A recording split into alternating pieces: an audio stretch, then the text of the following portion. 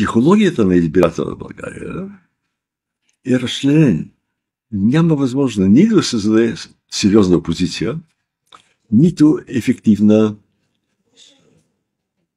правеща партия. Така че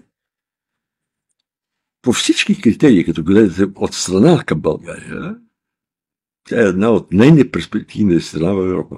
Анализатори в България казват, че така или иначе избора се прави от великите сили навън, що се отнася до това какво се случва в България. Как мислите, дали е така?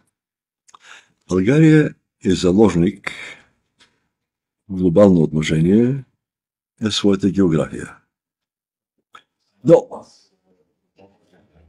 където се намира, се налага тя да бъде участник, да го желая и не желая, и от политическата борба. И сега, явно, на Съединените щати, заедно на България е необходимо. Защото базите и Турция са вече под съмнение и България е явно най-близкия алтернатив.